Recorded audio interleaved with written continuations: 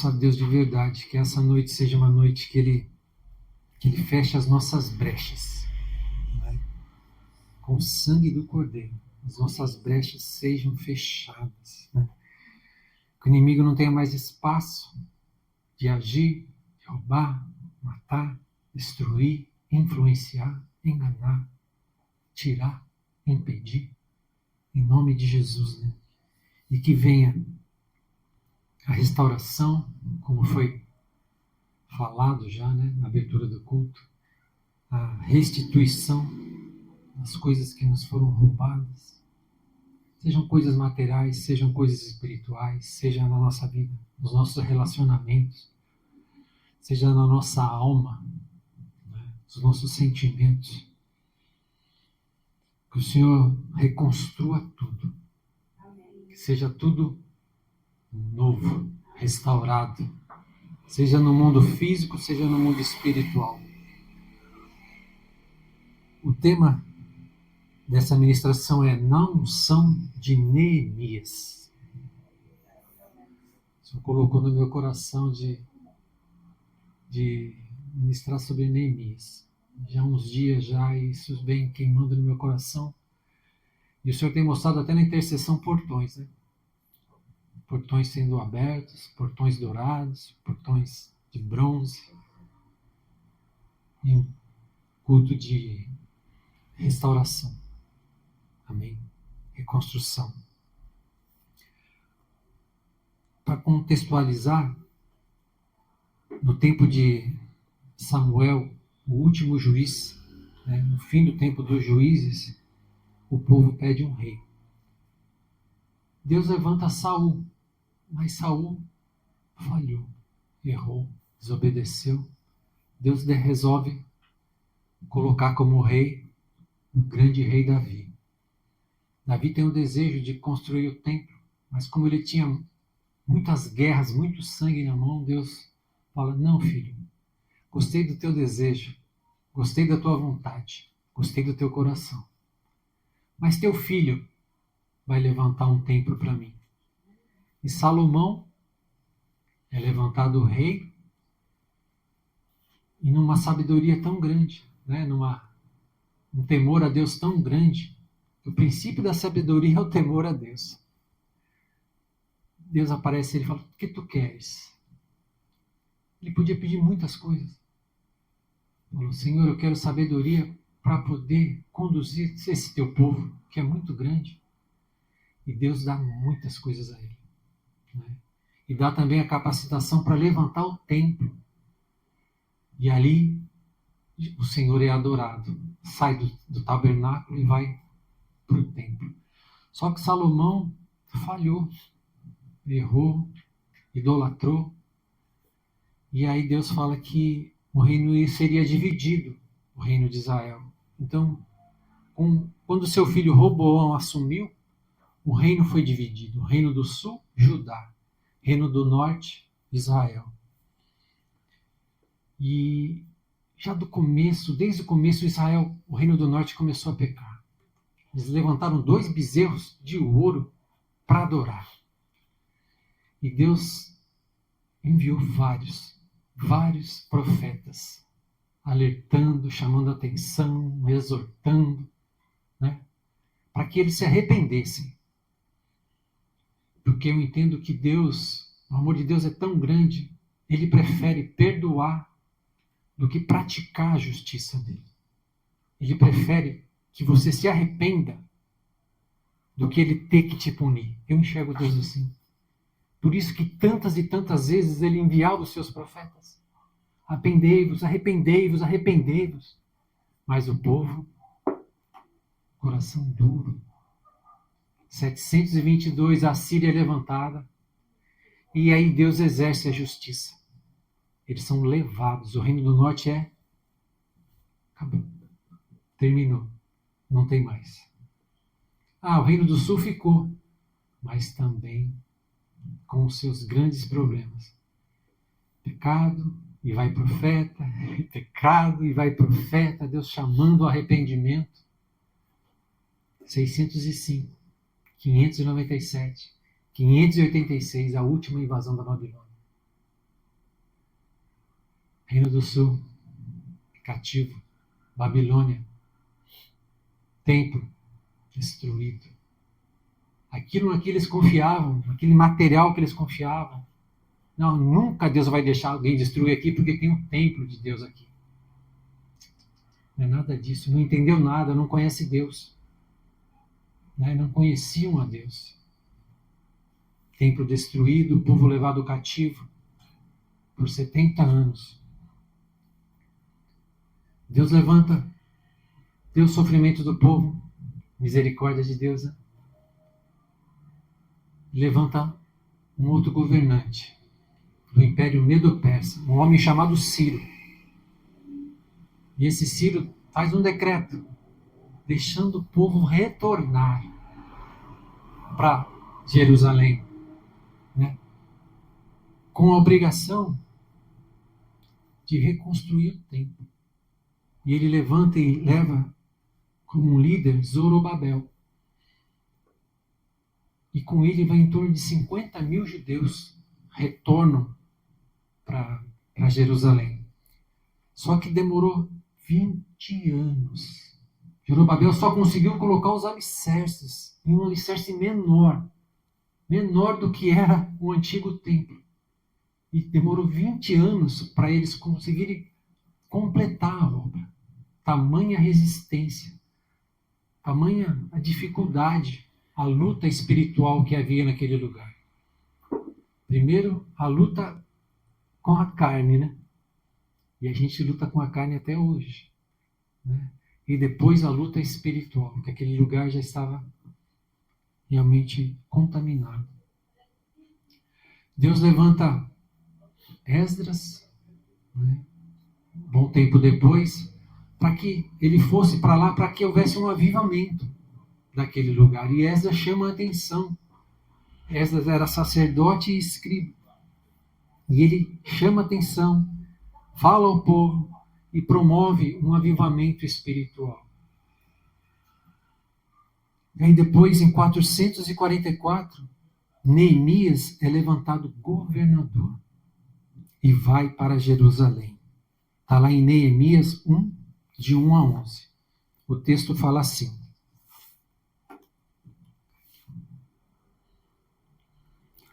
as palavras de Neemias, filho de Acalias, no mês de Quisleu, no ano 20º, estando eu na cidadela de Suzã, veio Anani, um dos meus irmãos, com alguns de Judá. Então lhes perguntei pelos judeus que escaparam e que não foram levados para o exílio, e acerca de Jerusalém. Disseram-me: os restantes que não foram levados para o exílio e se acham lá na província estão em grande miséria e desprezo. Quer dizer, humilhados, envergonhados, estavam miseráveis. Os muros de Jerusalém estão derribados e as suas portas queimadas. Tendo eu ouvido essas palavras, assentei-me e chorei. E lamentei por alguns dias, e estive jejuando e orando perante o Deus dos céus. E disse: essa é a oração que Neemias fez a Deus. Depois de ter orado, chorado, disse: ah, Senhor Deus dos céus, Deus grande e temível, que guarda a aliança e a misericórdia para com aqueles que te amam e guardam os teus mandamentos. Estejam, pois, atentos os teus ouvidos e os teus olhos abertos, para acudires à oração de teu servo, que hoje faço à tua presença, dia e noite, pelos filhos de Israel, teus servos, e faço confissão pelos pecados dos filhos de Israel, os quais temos cometido contra ti, pois eu e a casa de meu pai temos pecado. Abrindo um parênteses. Se você for ver essa mesma oração, esse mesmo tipo de oração, Esdras fez e Daniel também fez, quando ele sabia do tempo, né, tinha terminado o tempo do cativeiro. E ele pede perdão pelos nossos pecados e os pecados dos nossos pais. E quando fala pecado dos nossos pais aqui, quando a gente lê Jesus, filho de Davi, Jesus não era filho direto de Davi. Eram muitas gerações para trás, certo? Então ele está falando de todo o pecado que os nossos antepassados fizeram. Toda a iniquidade que foi acumulada, que os levou àquilo. Então ele está pedindo perdão pelo pecado dele e do pai dele? Não. Ele está pedindo perdão por todas as gerações, por todo o povo que pecou, pelos pais, avós, bisavós, trisavós, tataravós, tudo aquilo que foi feito que os levou àquela situação. Ele está pedindo perdão por todos. Temos procedido de todo corruptamente contra ti. Não temos guardado os mandamentos, nem os estatutos, nem os juízos que ordenaste a Moisés, teu servo. Lembra-te da palavra que ordenaste a Moisés, teu servo, dizendo: se transgredirdes, eu vos espalharei por entre os povos, mas se vos converterdes a mim e guardardes os meus mandamentos e os cumprirdes, então, ainda que os vossos rejeitados estejam pelas extremidades do céu, e de lá os ajuntarei e os trarei para o lugar que tenho escolhido para ali fazer habitar o meu nome. Deus está falando. Arrependei-vos, que eu vou trazer vocês de volta. Eu vou colocar vocês de volta para o centro da minha vontade, num lugar que eu quero ser adorado. Amém? Isso que Deus está falando para a gente. Estes ainda são teus servos e o teu povo que resgataste com teu grande poder e com tua mão poderosa. Ah, Senhor, estejam, pois, atentos os teus ouvidos à oração do teu servo e a dos teus servos que se agradam de temer o teu nome. Concede que seja bem sucedido hoje o teu servo e dá-lhe mercê perante este homem. Ele ia estar na presença do rei. Quem entrava na presença do rei, olhando torto, era morto. Sem ordem. Lembra de Esther? O medo que ela tinha? É isso. Ele ia estar na presença do rei, então ele estava clamando ao Senhor. Nesse tempo, eu era copeiro do rei. Amém? Neemias recebe a notícia, está lá no palácio, recebe a notícia de como estavam os muros, as portas e o povo. E ele chora, jejua, ora, clama, intercede junto a Deus, reconhece que são pecadores. Quais os pontos que me chamaram a atenção desse texto? Primeiro, lá no verso 11, fala assim: Neemias era copeiro do rei. Meu, que posição que Neemias estava. Gente, ele estava num lugar privilegiado. Né? Ele comia da mesa do rei. Ele bebia do vinho do rei. Ele morava no palácio do rei. Ele tinha a proteção do rei. Ele estava no melhor lugar. Não é? Imagina, o povo estava lá cativo. Neemias estava no palácio, vivendo, né, o melhor, uma posição invejável. Mas só que ele estava lá, mas eu entendo assim que ele estava lá, mas ele estava sentindo a miséria do povo, a fome do povo, a tristeza do povo. Não era? Mesmo ele estando naquele lugar, o coração dele estava doendo pela situação que aquele povo se encontrava. Neemias não podia falar assim: eles estão lá, eles estão longe, né? Eu não estou vendo. Ele não está vendo, não está doendo em mim, né? Não vou me meter. Na verdade, deixa para lá isso aí. Outra, eles estão assim porque eles pecaram. Eles estão pagando esse preço porque eles estavam em pecado. Mas Neemias não pensava assim. Mas esse amor que Neemias estava sentindo pelo povo, será que era um amor, ele era a fonte do amor? Ou será que foi Deus que colocou esse amor no coração de Neemias? Gente, ele colocou a vida dele em risco. Muitas vezes a gente não entende lendo a palavra, mas ele colocou a vida dele em risco. Ele ia ter que entrar na prisão. Ele não podia entrar, a palavra fala que ele entrou entristecido. E o rei falou, nunca te vi entristecido. Isso era o motivo dele morrer. Ele tinha que entrar pleno na presença do rei. Não podia desagradar o rei, nada. O rei tinha autoridade de mandar matar. Você não está bem? Tira isso, põe outro. E era assim. Né? Qualquer coisinha, ele estava correndo risco. Imagina pedir alguma coisa para o rei. Olha, que nem comentou, Esther. Olha o temor de Esther. Esther pediu para levantar um jejum para ela poder chegar na presença do rei. Porque era algo quase que impossível. Só chegava na presença do rei quem o rei deixava. Quem o rei chamava. Ele vai para Jerusalém, da cidadela de Suzã, onde ele estava, sem nenhuma guarda. Ele não pediu guarda nenhum, exército nenhum. Olha o risco que ele correu. Cheio de objetos que o rei deixou para ele, riquezas. E ele foi sem escolta. Chegou lá, ele foi ameaçado, Sanbalat, Tobias e muita gente. Olha o risco que ele correu.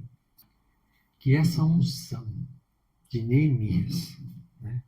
Neemias era um intercessor, não era? Ele orou a Deus, ele sentiu a dor, ele entrou na brecha, clamou ao Senhor, e mais que isso, ele agiu no mundo físico. Assim como ele agiu no mundo espiritual, orou, jejuou, clamou, ele agiu no mundo físico. E que essa unção esteja sobre as nossas vidas, esteja sobre a nossa igreja, o povo de Cristo, o povo do Senhor. Né? Que o Senhor coloque esse amor no nosso coração. Esse amor não é nosso. Esse amor é do Senhor.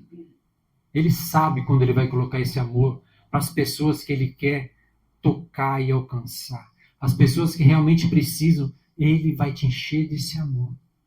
Fique atento, fique sedento, fique pronto. Interceda por essa vida no mundo espiritual.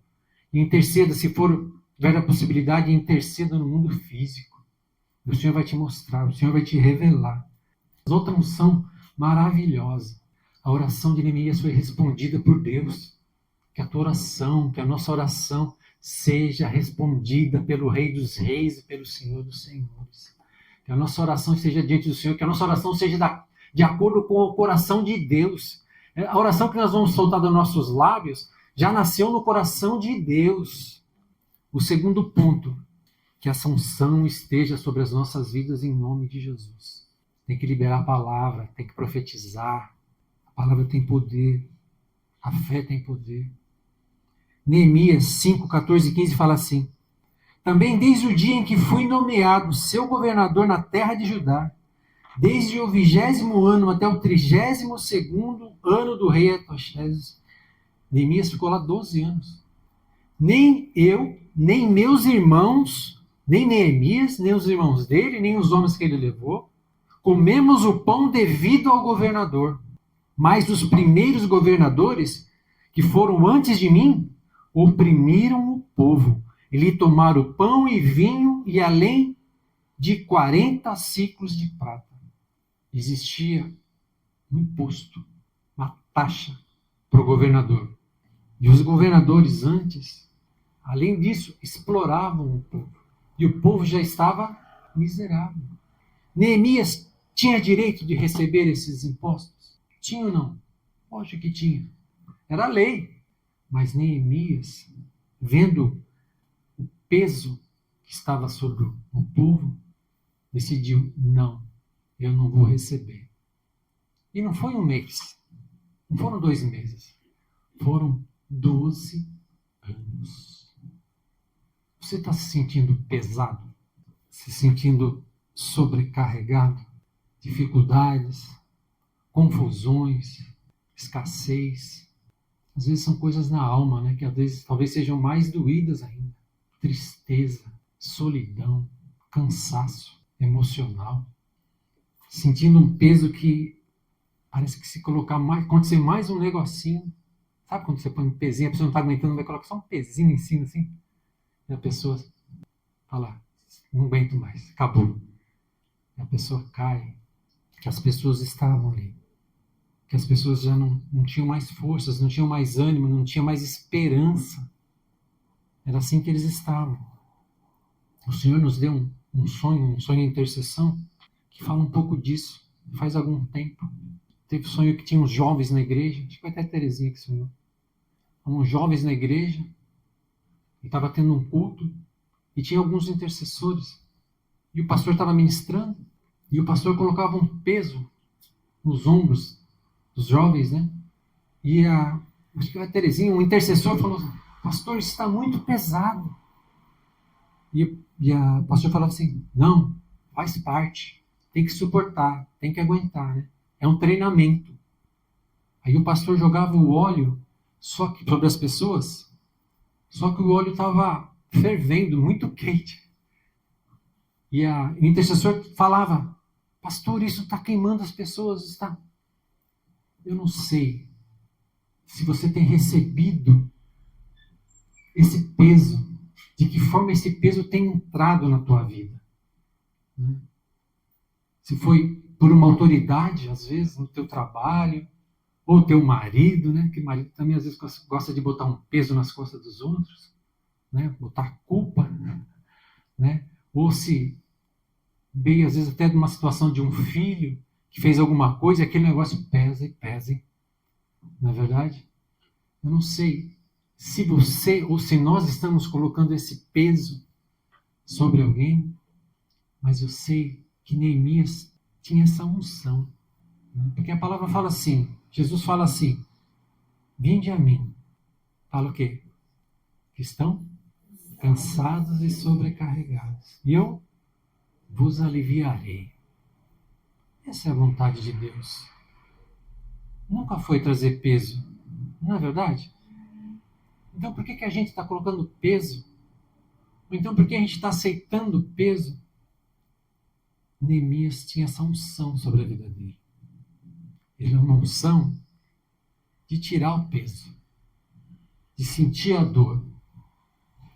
Eu penso assim, talvez a gente vai encontrar pessoas que estão carregando um peso muito grande.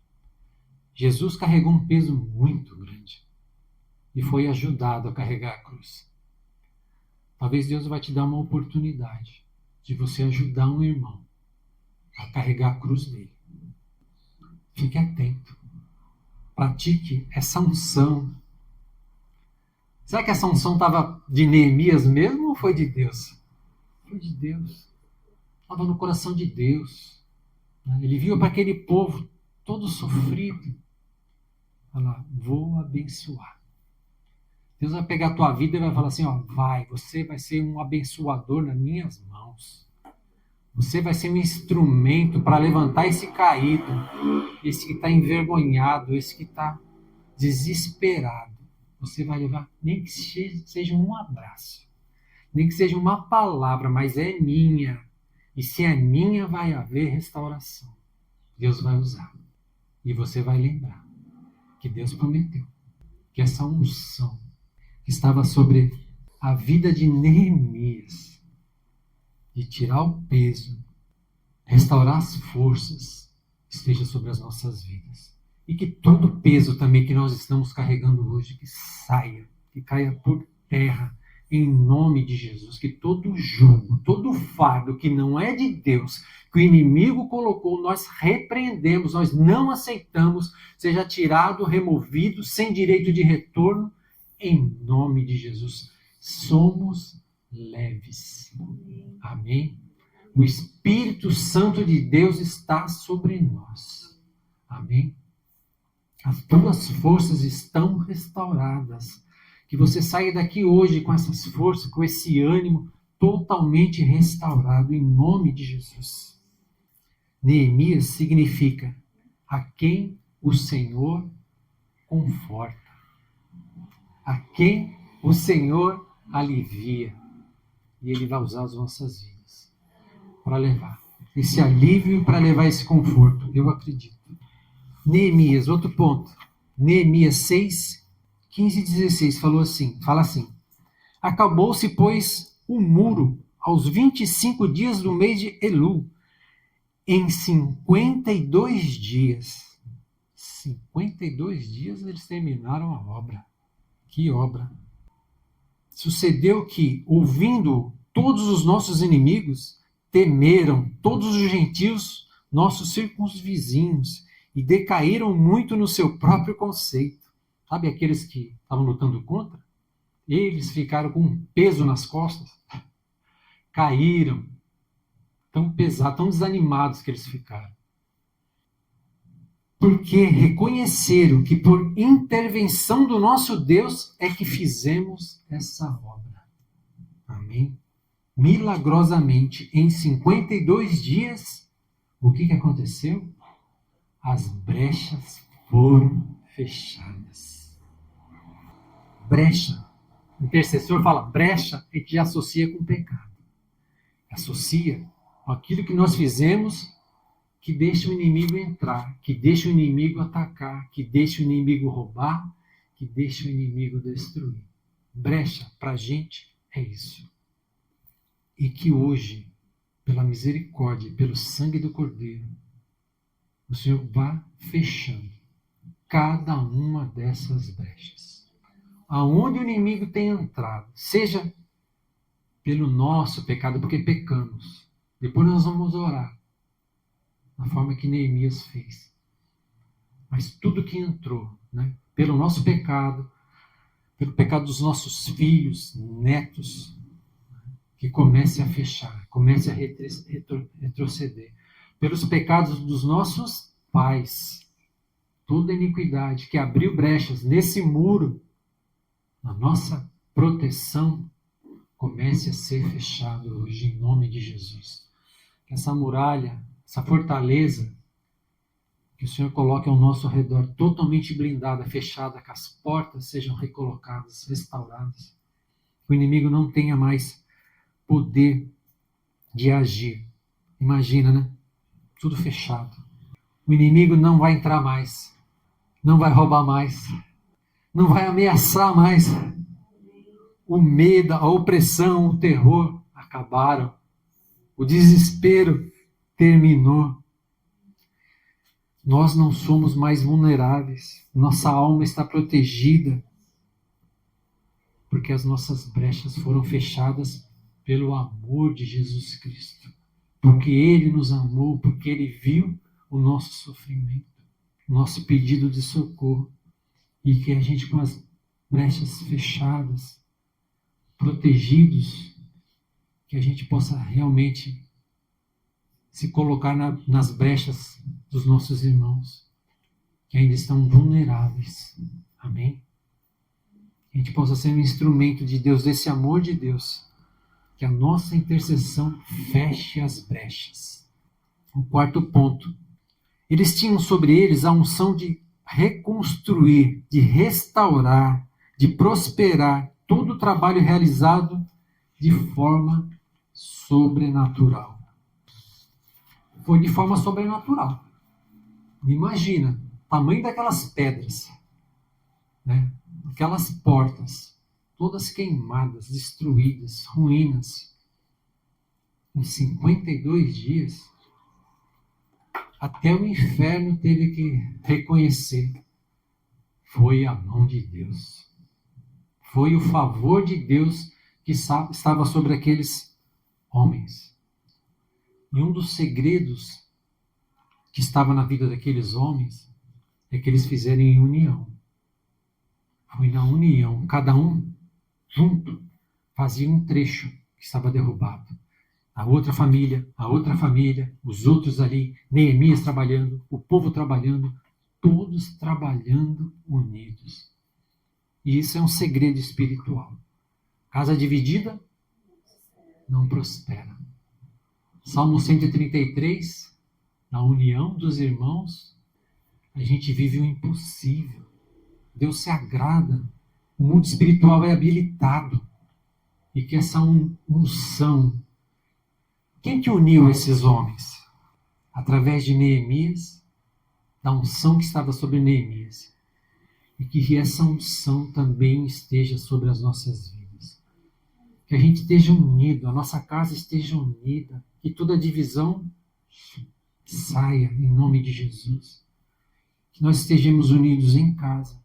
E unidos com as nossas casas, as nossas famílias na igreja. No corpo de Cristo. Servindo a Deus, trabalhando para Deus, honrando a Deus, obedecendo a Deus. Que essa unção que estava sobre a vida de Neemias esteja sobre as nossas vidas, em nome de Jesus Cristo. Eu entendo, de verdade, que Deus tem um amor tão grande.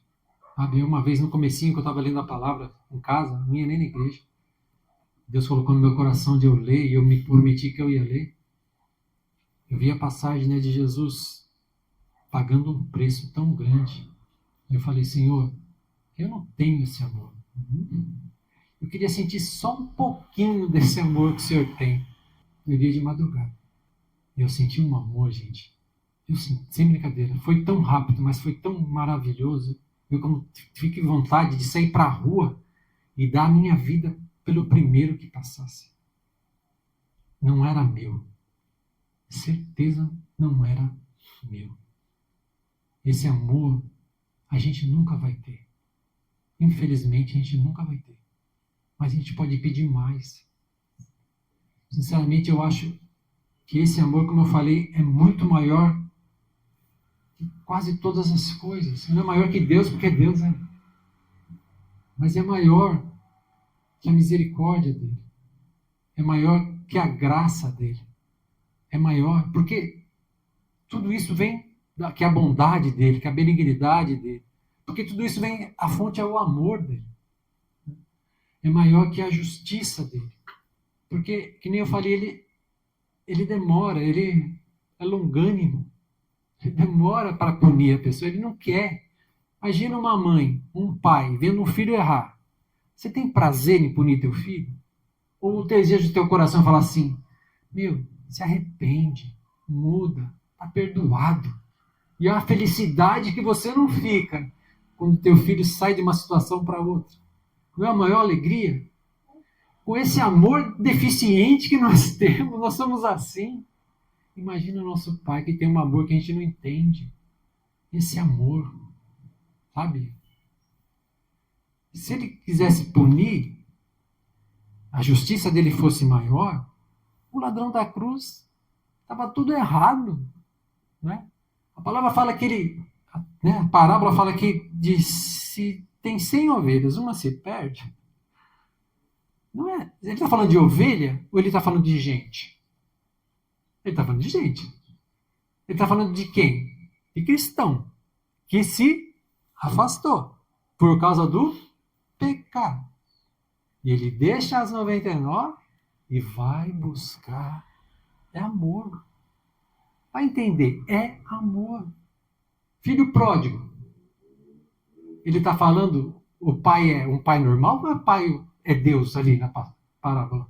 É Deus. E o filho que se afastou, que se contaminou, né? Fez tudo errado, gastou tudo que Deus deu para ele, os dons que Deus deu para ele, ele errou, ele gastou, ele fez tudo errado. Quando ele voltou, ele recebeu a punição? Ele recebeu festa. Ele recebeu um anel, trocou as vestes, fez tudo.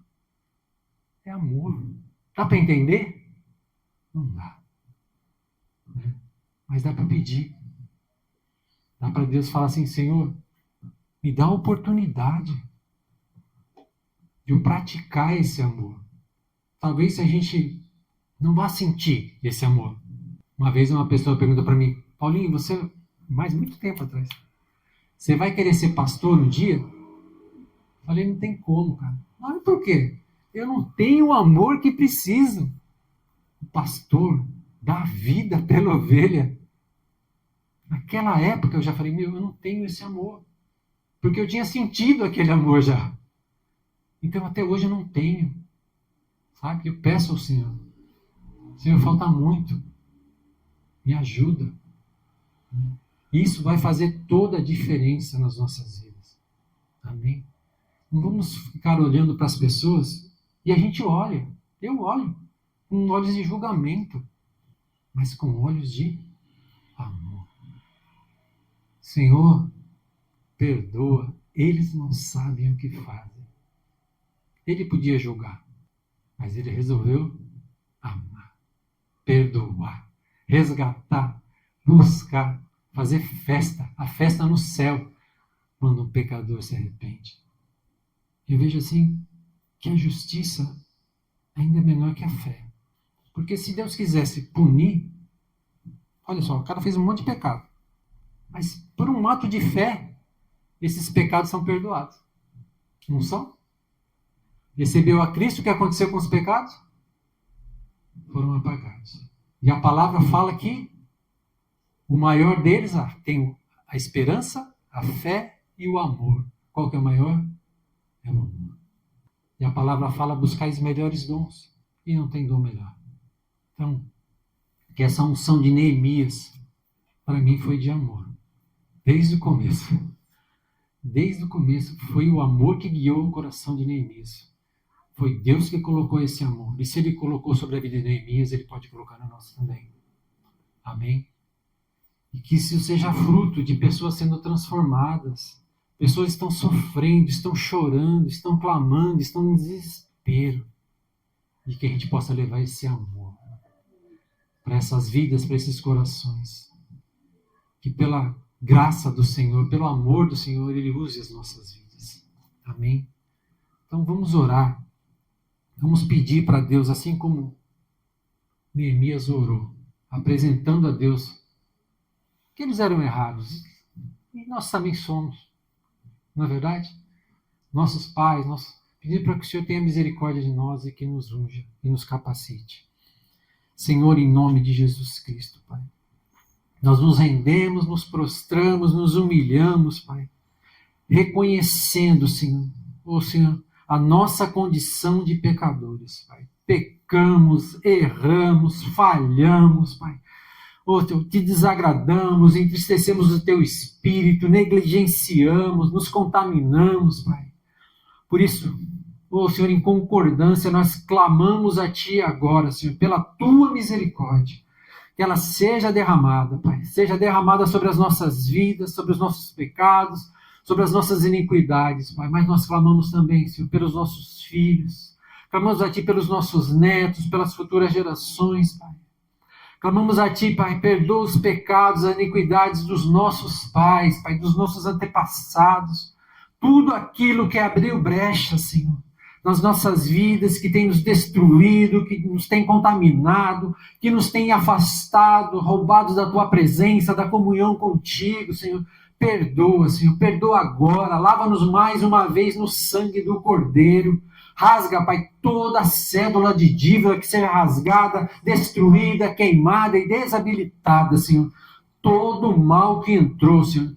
Todo objeto, toda arma forjada que foi colocada, nós repreendemos agora, removemos, destruímos e declaramos que não tem mais poder e não tem mais habilitação, não tem mais autoridade de ser recolocado, de ser remontado nas nossas vidas e na vida dos nossos amados. Em nome de Jesus Cristo, Pai, repreendemos também todo demônio, Senhor, todo espírito, seja familiar, seja pelos pecados dos nossos antepassados, seja pelos nossos pecados, seja pelos pecados da nossa herança, Pai, que todos eles agora estejam amarrados, presos, paralisados, repreendidos e expulsos, Senhor, das nossas vidas, porque nós já recebemos o Teu perdão, nós tomamos posse da Tua misericórdia sobre as nossas vidas, Pai, clamamos a Ti, Senhor. Fecha as nossas brechas, Pai.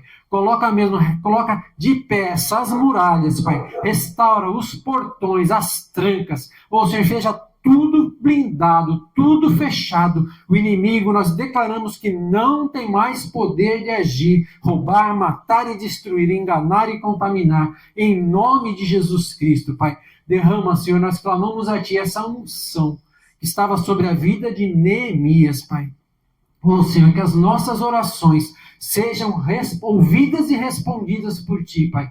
cada clamor, coloca no nosso coração o desejo que o Senhor tem, aquilo que o Senhor quer que a gente ore intercedendo por nós, intercedendo pela nossa casa, intercedendo por aqueles que o Senhor desejar, Senhor. Toca no nosso coração, mas derrama, Senhor, sobre as nossas vidas e os nossos amados, a quem o Senhor colocar no nosso caminho, Senhor, esse conforto, esse alívio, Senhor. Senhor, e se for da tua vontade, e se for para a honra e glória do teu nome, restaura, Senhor, restaura, reconstrói, restitui, Pai, todas as coisas, vai agindo, Pai, continua agindo, continua tocando, continua transformando, Pai. Começa pela nossa alma, Senhor, restaurando, fortalecendo, curando, Senhor, abençoando, aliviando, dando a tua paz, a paz que só Jesus pode dar, Pai. E essa unção, Pai, que estava sobre a vida de Neemias, de prosperar, de avançar. Senhor, vem com o teu avivamento, Senhor. Derrama mesmo dessa unção do teu Espírito, uma porção que nós nunca vivemos, Senhor. Mas nós te pedimos em especial, Senhor. Senhor, sem o teu amor, nós nada faremos, Pai. Derrama mais. Derrama desses vasos. Prepara esses vasos, Pai, limpos, fechados, selados, preparados para receber essa unção de amor. Que a gente possa sair daqui hoje transbordando, Pai, com esse desejo mesmo de ter atitudes de amor, perdoando, Pai, ajudando a levantar, Pai. Senhor, colocando de pé, ajudando a carregar o peso, Senhor, se preocupando de verdade, Pai, com as vidas, pensando em Ti, Senhor, louvando a Ti e agradecendo a Ti. Manifesta mesmo a Tua vontade, Senhor. Nós somos Teus, nos rendemos, Pai, nos colocamos à Tua disposição. Age com liberdade, nós clamamos a Ti. Senhor, derrama dessa unção, nós te pedimos em nome do Pai, do Filho e do Espírito Santo de Deus. Amém. Amém.